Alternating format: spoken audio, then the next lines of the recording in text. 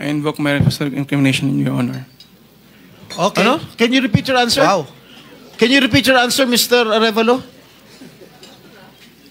I invoke my right for self-incrimination, Your Honor. My God. Ano ka ba sa Wawaw? Are you the owner? Yes po, Your And Honor. you should know. Majority Leader, it's your time, huh? Yes, Mr. Chairman. I'm just disappointed, Mr. Chairman, kasi pambira ka, sasagot ka ng ganyan, ghost project. Parang tinatanong ka kung tao ka, hindi mo alam kung tao ka. So kung hindi kayo makapagtutulungan sa amin, DPWH, mahahalata kayo na part kayo ng mafia dito talaga. So,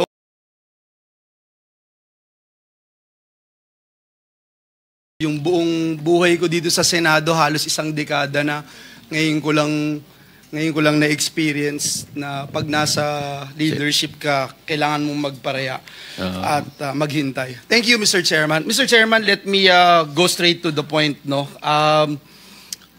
we owe it to our people, especially my kababayans in Bulacan. May lumabas po na yung ghost projects, nakakainit na ng ulo yung flood control projects, and 3 taon na po yan dito sa Senado na tinatakel. Unfortunately, wala pa rin nangyayari. Yung 3 contractor, St. Timothy Trading, Wawaw, and ano yung isa? Sims Construction Trading. Wala Nandito po yata silang 3. SYMS dito. Hindi dumating. Hindi sumipot. Is any representative of SYMS here present? Wala. Okay. And Sa we subpoena subpoena naman- them already, Mr. Chairman. Yes. So we will contempt the We will issue a warrant of arrest. Yes. Thank you, Mr. Chair. But just the two, are they, yung time ko, muna. Yung St. Timothy, ayan, si Madam Roma. St. Timothy and I think Wawaw is here. Yeah, St. Timothy, meron kayong ghost project sa Bulacan? Mr. Chair, wala po. Categorically. Tapos yung Wawaw?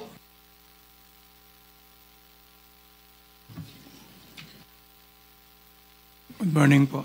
Yeah, can you answer yes or no? Ghost project?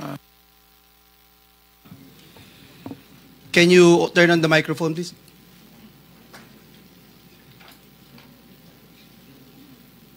It's a yes or no question, sir. Wow, you're You don't even know? You don't- You're looking for your lawyers? Wow. I invoke my right for self-incrimination, Your Honor. Okay. Ano? Can you repeat your answer? Wow. Can you repeat your answer, Mr. Arevalo? I invoke my right for self-incrimination, Your Honor. My God. The question of the majority floor leader is very simple. It's very simple. Do you have any ghost project in any of the areas here in the Philippines? Answer.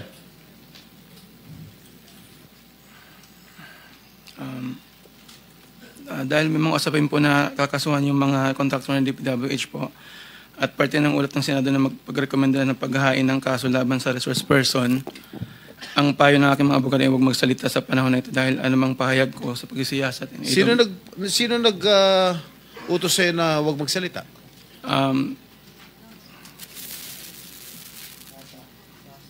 Sino? May binabasa ka ba? Ginawa ko po, Your Honor. Ano binabasa mo? Pasensya po kasi kinakabahan po kasi po. It is only answerable by yes or no, Mr. Arevalo. Is there any ghost projects of Wawaw builders?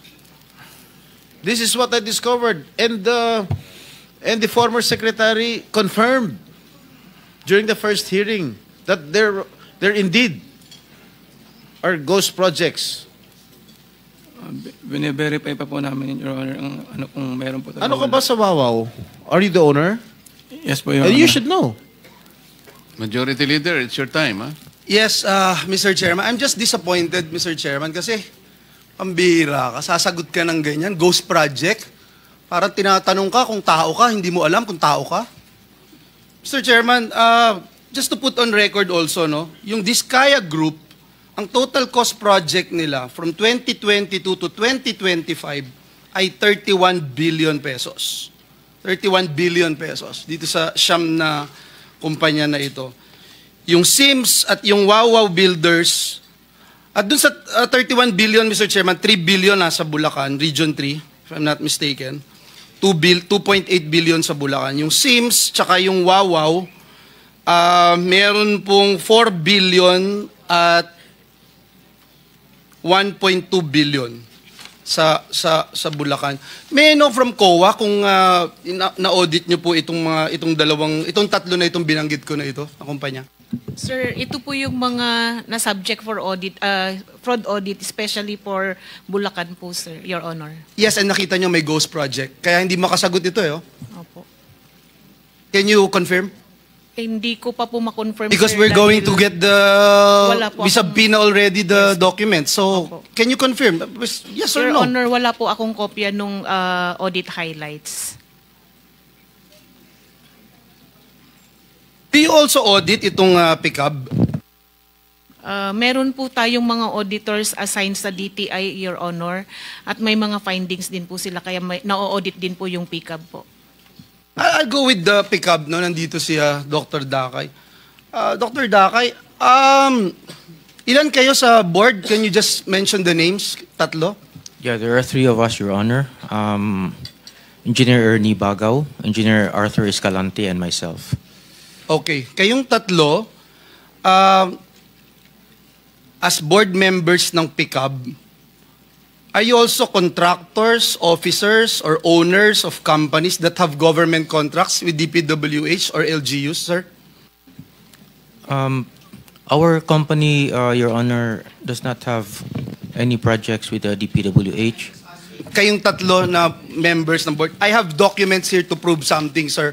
Please don't lie to me, please. Yes, that's why Engineer Bagaw, AGB, and Arthur Escalante have projects with the DPWH. So meron, sir, Your Honors. Is that correct? Yes, the current pickup board members have construction contracts with DPWH, and I can show it to you later, LGUs and other government entities with their respective companies. Your answer is yes, right? Yes, Your Honor. So you don't think it's not right for you guys to have these contracts? For example, Dr. Dakay, as chairperson, associated po kayo dun sa Dakay Construction and Development Corporation. May projects po kayo with national and various local governments for public facilities like government buildings and schools. Si Engineer Bagaw, one of the top contractors ng flood control project, securing worth 7.7 billion. Si Engineer Escalante signed a contract with DPWH on behalf of his company in May 2022 while already a pickup board member. Are you aware of this, sir? Yes, I'm aware of that, Your Honor. And there's nothing wrong with it? Actually, Your Honor, all of the members of the board of PICAP and the other boards in SIAP are all contractors. And there's no conflict of interest, you think, among your officials? And there's nothing we can do to stop the three of you, the powerful three in PICAP?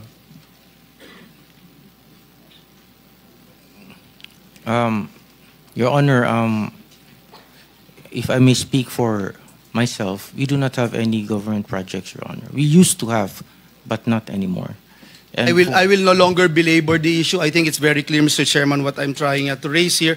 Yung sa DPWH, paano natin napiprevent yung pag-rent out o yung purchase ng pickup licenses? Your Honor, that is a very good question. And I'm not asking you, I'm asking DPWH. Hindi, personal opinion ko, Your Honor, Mr. Chair, hindi po dapat o hindi tama siguro ang pagpapairam ng lisensya. You are not being asked to give your personal opinion, I ma'am. apologize. This is a recorded proceedings. I apologize, Your Honor. We're talking about facts here. Thank I you. apologize, Your Honor. But I am not very knowledgeable on the procurement part. I have not been a member of any BAC. At pero again, sa pagkakaalam ko po, hindi po tama na pinagpa-rent or pinapahiram. Kasi po yung, But you are aware that this is happening. hindi ko po, well, hindi, Come on, Yuse Cabral. hindi po, Mr. Chair, Your Honor, because I am not involved in the operation. Kayo bang na-deputize na sumagot in behalf of the department para Ako po kasi makasiguro lang tayo? Opo, ako po kasi yung pinakamataasang posisyon na nandito ngayon. Kasama ko po yung mga regional director. Kasi you keep on looking at your back for every question. I So apologize. you're referring to most of them, baka you are very discomfortable with doing this. So baka meron po kayong gustong Opo. pumalit sa inyo. Sa ngayon, Pwede po bang matawag ko ang isang regional director kasi sila po yung regional implementing director office. lang yun. Lalo mo lang alam yun. Mr. Chair, with the indulgence of the majority leader, interjection lang. Okay. Paalala lang po na kasasabi po kasi ni Yuse Cabral, di nila alam na mayroong pagpapahiram or pagre-rent out ng lisensya. Pero kanina po sinabi ni dating Secretary Bonoan, alam nila at alam ng department. For the record, salamat Mr. Chair at Majority Leader. Anyway, that will be shown later on by the documents that we will be subjected to questioning, as well as people who are involved in this. Okay? Thank you, Mr. Yang. I only have 1 minute to go. May I just put on record, because this is in aid of legislation, yung subcontracting loophole, yung joint venture loophole, gusto nating i-address ito. So kung hindi kayo makapagtutulungan sa amin, DPWH, mahalata kayo na part kayo ng mafia dito talaga. So yan ang gusto nating makita, because itong mga contractor, if I have enough time, I will ask these contractors. For example, Ma'am Diskaya, nagpapahiram ba kayo ng lisensya? Sorry po, hindi po. So lahat ng nakalagay po sa inyo, dun sa 30 billion in the past 3 years, ay kayo ho talaga lahat ang gumawa. Yes po. For example, kayo, Ma'am St. Timothy, sinabi nyo kanina, may 145 flood control kayo. Di ba? Ilan ang tauhan nyo? I have 38 admin employees po. 38. Pero ilang billion yung hawak po ninyo. So, alam na. Admin lang po. Kaya nga, so alam na nagpapahiram kayo. Anyway, Mr. Chairman, last but not the least, let me just point out, no? Last month, the Office of Ombudsman ordered the filing of criminal charges in connection po dun sa 2.4 billion purchase na laptops for public school teachers during the pandemic. And among the respondents, Mr. Chairman, yung Froilan Demongo from joint venture that included yung SunWest Construction and Development Corporation. Once again, we ask, Mr. Chairman, why insist on awarding contracts to firms like SunWest, which are involved in corruption cases, when there are more qualified and reliable contractors available? Yung COA Annual Report 2021, finlag na. Imagine, construction firm supplying laptops. So bakit nakakakuha pa rin ito? So clearly, wala talagang mekanismo para i-check. Zero. Kitang-kita ko lahat kayo nagnanad. Parang wala na ba tayong magagawa dito? Klaro na, maliwanag pa sa sikat ng araw itong mga kumpanya na binanggit natin, contractors na binanggit natin. And yet, kumokopo pa rin sila ng limpak-limpak na billion peso project from the government. Can anyone answer this question? Why is it happening?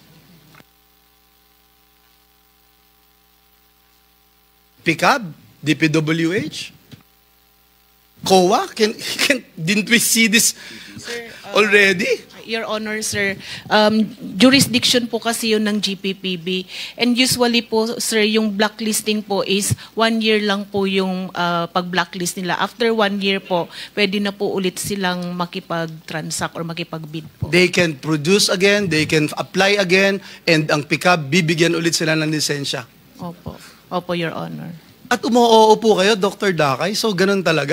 Kahit alam niyong blacklisted or... Because, Your Honor, if I may, the blacklisting is actually a function of the PPBB, because they are the ones who are enforcing Republic Act 9184, which is the procurement law.